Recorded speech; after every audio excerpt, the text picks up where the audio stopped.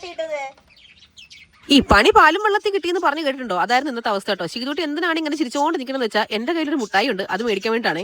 മുട്ടായി പൊട്ടിച്ചെടുത്തത് മാത്രമേ എനിക്ക് ഓർമ്മയുള്ളൂ. അതിനുശേഷം ഞാനും ചെയ്തുകൊണ്ടാണ് മൊട്ടൻ അടിയായിരുന്നു ആ മുട്ടായിക്ക് വേണ്ടിട്ട് കേട്ടോ. ഒരു പൊടിക്കുപ്പിയുടെ അത്രയുള്ള ചെയ്തുകൊണ്ടിരിക്കുക. ആ എടുക്കാൻ വയ്യാത്ത മുട്ടായി ഞാൻ അത്ര ഒരുമിച്ച് കൊടുക്കണമെന്ന്. അവസാനം അത്രയും മുട്ടായി ഒരുമിച്ച് കഴിച്ചാൽ കോക്കാശ് വന്ന് പിടിക്കുന്നു പറഞ്ഞ് സമാധാനപ്പെടുത്തി ഞാൻ 2 പീസ് കൊടുത്തിട്ടുണ്ട്. അപ്പോഴാണ് ദേണ്ട സുനാമി വരുന്ന കണക്ക് ദേ ഒരെണ്ണം ചാടിത്തുള്ളി വരുന്നത്. അവൻ ആദ്യം കൊടുത്തില്ല എന്ന്. ദൈവമേ, ഞാനത് എന്തൊക്കെ കാണാൻ കേൾക്കാൻ വേണം. സാധാരണ ഞങ്ങളുടെ കിച്ചണിൽ ഞാനും അമ്മയും കൂടെ കിടന്നാണ് അംഗം വിട്ടാറുള്ളെങ്കിലും ഇന്ന് എന്റെ പോരാളി ഇവിടെ ഇല്ല, ഞാൻ മാത്രമേ ഉള്ളൂ. അതുകൊണ്ട് എന്തെങ്കിലും ഒരു തട്ടിക്കൂട്ട് കറി ഉണ്ടാക്കാന്ന് വിചാരിച്ചു കേട്ടോ. ക്യാരറ്റ് വെച്ചിട്ട് ഉണ്ടാക്കിയ സംഗതി തട്ടിക്കൂട്ട് കറിയാണെങ്കിലും ഭയങ്കര ടേസ്റ്റ് ആയിരുന്നു. ചോറ് കഴിക്കാൻ അത് മാത്രം മതിയായിരുന്നു കേട്ടോ. ആദ്യം ഒരു കട്ടിംഗ് ബോർഡ് എടുത്ത് വെക്കുക. ദേണ്ട ഇതുപോലെ ക്യാരറ്റ് വട്ടത്തിൽ അരിഞ്ഞിട്ട് ലാസ്റ്റ് അതെല്ലാം കൂടെ വാരി കൂട്ടി പറക്കി കൂടി വെച്ചിട്ട് ഇതുപോലെ കുനുകുനെ അരിഞ്ഞെടുക്കണം കേട്ടോ. ഞാൻ ഈ കട്ട് ചെയ്തുകൊണ്ടിരിക്കുന്ന കത്തി ഞാൻ മേടിച്ചിട്ട് ഒരു 4-5 മാസത്തിൽ പുറത്തായി. പക്ഷെ ഇപ്പോഴും മൂർച്ച അതുപോലെ തന്നെ ഉണ്ട്. അടിപൊളി സാധനമാണ്.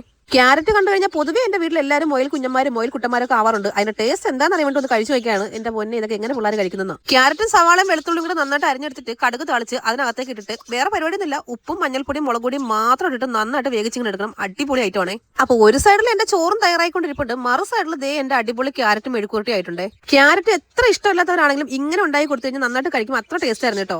യൂട്യൂബിൽ നോക്കി സെർച്ച് ചെയ്ത് ഉണ്ടാക്കിയെടുത്തൊരു ജ്യൂസാണ് ദേണ്ട ഈ താഴെ കിടക്കുന്നത് കേട്ടോ. അപ്പൊ നമ്മുടെ ചാനൽ ഒന്ന് സബ്സ്ക്രൈബ് ചെയ്ത് സഹായിക്കണേ.